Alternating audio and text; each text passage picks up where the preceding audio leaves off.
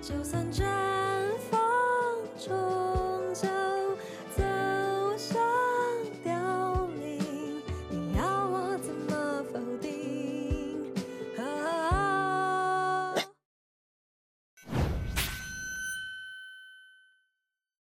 ？Hello， 大家好，我是郑怡农，我是第一次遇见花香那一刻的歌曲的词曲创作人，还有演唱者。已经不能够再欺骗自己，那是生的渴望，必须要感觉你。我初次看到这个剧本的时候，首先那个片名其实就是一个很大的 hook， 就是关于第一次意识到自己真实的感情，第一次意识到自己真实的对于生命、对于人跟人之间的困惑跟渴望。对，后来有跟导演见面，那就是我也很明确知道说，哦，我这个歌可能是年轻时候的他们。我发现你还说没关系。真正碰面的这个过程其实蛮短，然后也没有说太多话，一直到我们拿到怡农做出来的 demo 听的时候，真的是全身的鸡皮疙瘩，会知道说，他非常清楚我们这个片的要讲的东西是什么。每个人在青春的时候那个情窦初开的状态，然后那不一定是，就他最终不一定会有什么结果，但是我想要描写那个瞬间，就是突然知道了那个东西，这样。你好像听到那首歌，你就会回到当时的那个情境，你就会重新再体验一次你移民他的心情。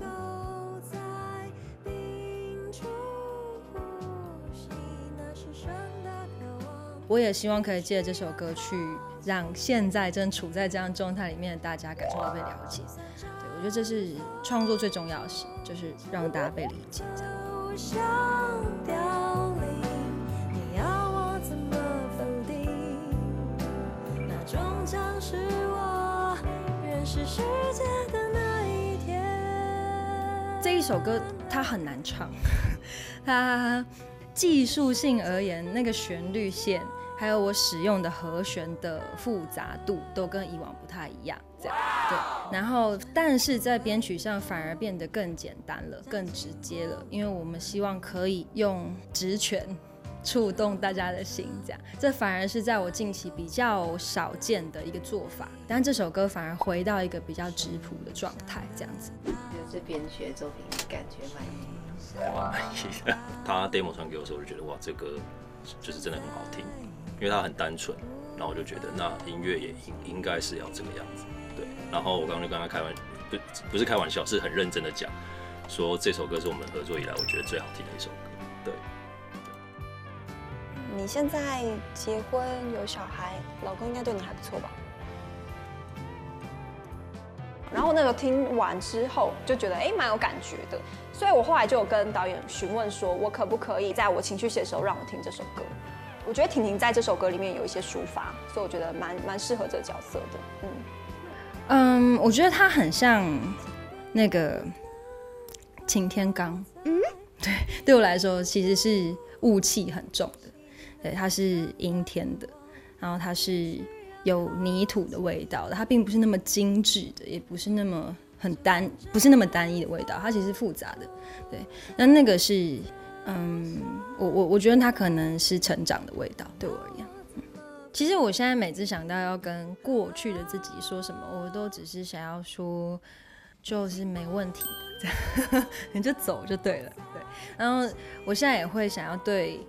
当前正在为自己的未来感到困惑的年轻人，我现在也没多老，但是对，确实他们是小朋友，对我而言，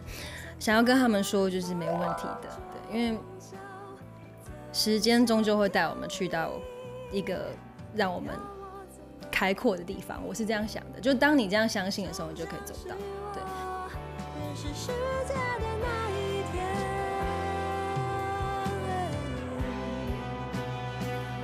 认识世界的那一天。第一次遇见花香的那一刻是，对我而言很难得一见的，用很真实的叙事跟很深刻的情感面去描述2个女生的爱情故事，这样子的一个戏。那个真实跟那个深刻是我认为很难得见到的，所以推荐给大家，希望我们可以一起喜欢这个戏。